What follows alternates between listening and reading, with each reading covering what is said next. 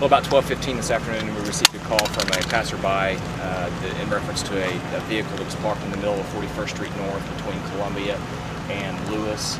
The vehicle was occupied 2 times by 2 young black male individuals.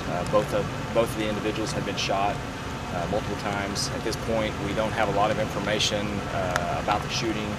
We have not identified the victims inside the vehicle either.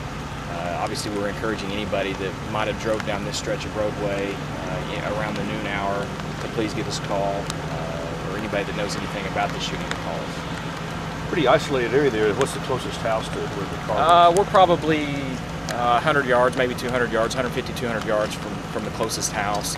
So it's a kind of an isolated stretch of roadway, something that a crime could take place quite easily and nobody have seen. So, but obviously it is, as you can tell by the traffic that's going through here now, it is a stretch of roadway that goes into a neighborhood and goes in by one of the Tulsa Public School buildings. So high likelihood that somebody drove through the area at the right time and saw something that might help us investigate this homicide, this double homicide. Any indication as to how long they've been out there?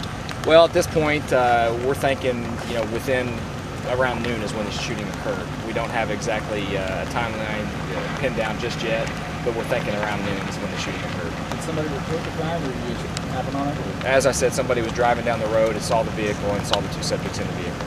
The car's out in the middle of the street, down the middle of the road. The car is parked in the middle of the street, so it's kind of odd, and that obviously as we get further on into the investigation, hopefully we'll be able to determine why the car was parked and find out the details of what happened. Both victims front seat? Type of gun this is? At this point, no. Both victims in front seat? Both victims are lying in the front seat of the vehicle. One is in the passenger, one is in the driver's side. We have not made entry into the vehicle at this time. About 4 doors? 4 doors? It is a 4-door, probably early 90s model brown Caprice.